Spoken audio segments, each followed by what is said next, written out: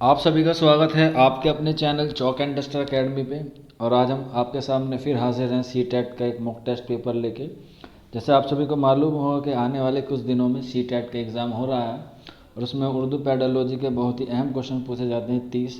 तो उसी के रिगार्डिंग हम आपके लिए रोज़ाना एक मॉक टेस्ट प्रोवाइड करा रहे हैं पेडोलॉजी का। तो उसी के रिगार्डिंग आज आपके सामने हम हाजिर हैं। तो बच्चे हमारे चैनल पर नए हैं, उनसे रिक्वेस्ट है कि आप हमारे चैनल को सब्सक्राइब कर ले और बेल आइकन को प्रेस कर ले। तो चलिए फिर बिना किसी देरी के आज का जो मॉक टेस्ट है वो हम शुरू करते हैं। और आपकी स्क्रीन पर पहला सवाल है, आमोदिश का सफ़र आसान से पेचीदा की तरफ होता है। अगर किसी तालिब इल्म ने किसी वजह से बुनियादी बातें नहीं सीखी है तो उसके लिए होनी चाहिए क्या चीज़ें होनी चाहिए, यही इसमें आपको बताना है। तो 4 ऑप्शन दिए जाते हैं सी टेट में, पेडोलॉजी में, और नेगेटिव मार्किंग नहीं होती है। तो 4 ऑप्शन पढ़ना है, यहाँ पे वक्त को ज़ाया करना होगा, इसलिए क्योंकि टाइम कम है आपके पास भी, तो ज़्यादा से ज़्यादा क्वेश्चन करेंगे तो आपके ज़्यादा बेनिफिट होगा। तो पहले सवाल का जो सही आंसर होगा, 4 ऑप्शन दिए जाते हैं इसके, मैं आपको बता देता हूँ। ये रहे 4 ऑप्शन है। तो इसका जो सही आंसर होगा वो होगा ऑप्शन ए, इसका बिल्कुल दुरुस्त जवाब होगा। बसरी और स्लैश या मुख्तलिफ तरीक़ों का इस्तेमाल करने वाली तदरीस लेक्चर नहीं। तो ऑप्शन ए बिल्कुल दुरुस्त है। नेक्स्ट क्वेश्चन की तरफ बढ़ेंगे। क्वेश्चन नंबर 2 है, सीखने के अमल की मखसूस कमज़ोरियों की तशख़ीस से हासिल करदा मालूमात की बुनियाद पर पढ़ने लिखने में बेहतरी लाने की कोशिश की जाती है। तो 4 ऑप्शन दिए हैं, तो इसका जो सही आंसर होगा क्वेश्चन नंबर 2 का वो होगा ऑप्शन सी, तिलावती या इस्लाही तदरीस के ज़रिए। ऑप्शन सी इसका बिल्कुल दुरुस्त जवाब है क्वेश्चन नंबर 2 का।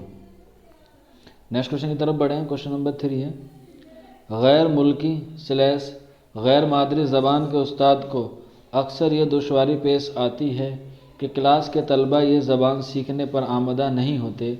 इस सूरत हाल पर कैसे काबू पाया जा सकता है? तो क्वेश्चन नंबर 3 का जो करेक्ट आंसर होगा वो होगा ऑप्शन डी, उस्ताद तलबा को आमदा करे और क्लास में सीखने के अमल को ज़्यादा दिलचस्प बनाए।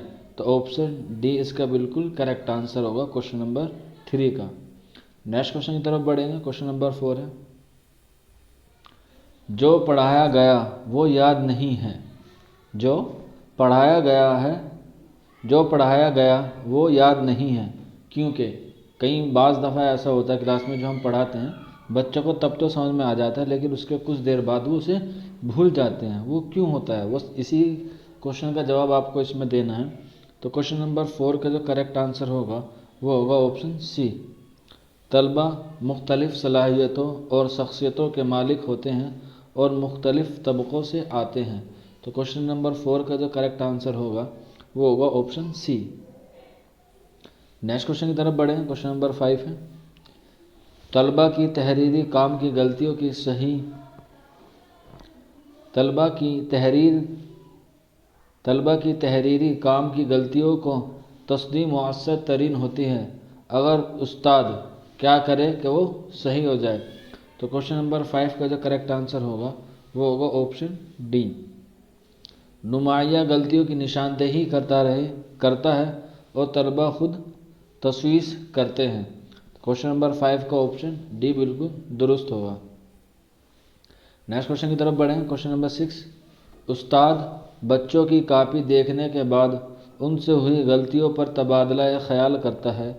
इस तरह वो करता है, क्या करता है वो आपको बताना है। तो क्वेश्चन नंबर 6 का जो करेक्ट आंसर होगा वो होगा ऑप्शन ए, फीडबैक देता है।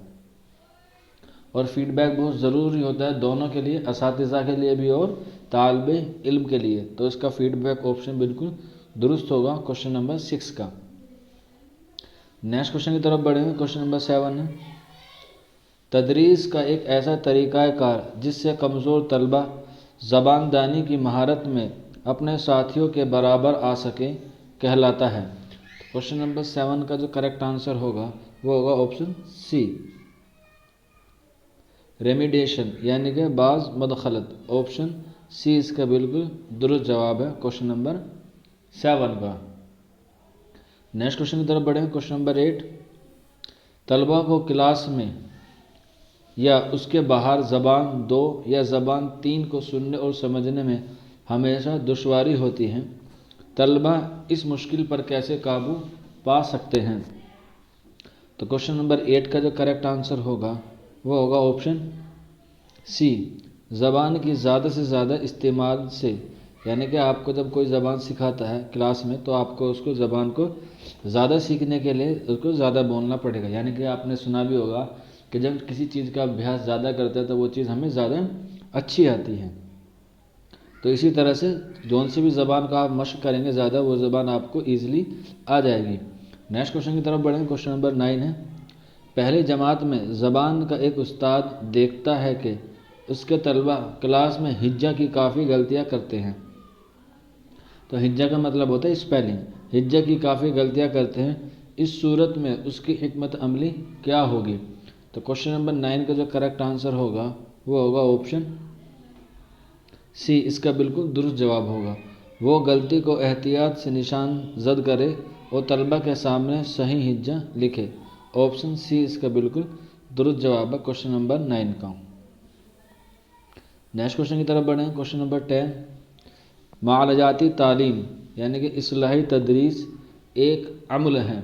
तो क्वेश्चन नंबर 10 का जो करेक्ट आंसर होगा वो होगा ऑप्शन ए, नज़रियाती तरीक़ाए कार। ऑप्शन ए इसका बिल्कुल दुरुस्त जवाब है क्वेश्चन नंबर 10 का। नेक्स्ट क्वेश्चन की तरफ बढ़ेंगे। क्वेश्चन नंबर 11, ज़बान की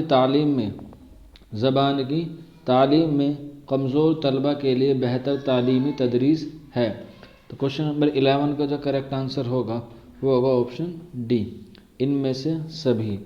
तालिब इल्मों को अलग अलग पढ़ाना, पूरे ग्रुप को पढ़ाना, एक साथ पढ़ाना, तो ये कौन से हैं? ये सारे ऑप्शन सही हैं, ऑप्शन डी क्वेश्चन नंबर 11 का। और नेक्स्ट क्वेश्चन की तरफ बढ़ेंगे। क्वेश्चन नंबर 12, ज़बान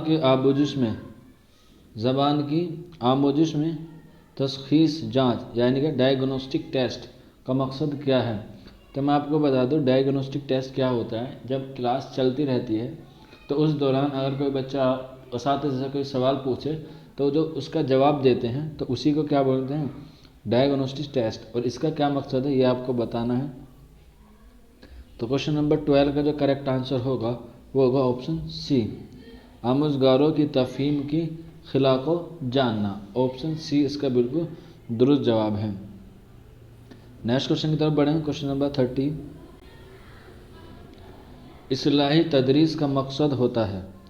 इस्लाही तदरीस का मकसद होता है। तो क्वेश्चन नंबर 13 का जो करेक्ट आंसर होगा वो होगा ऑप्शन बी, आमोजिश में खिला को दूर करने की कोशिश करना। क्वेश्चन नंबर 13 का क्या होगा? ऑप्शन बी बिल्कुल करेक्ट आंसर होगा।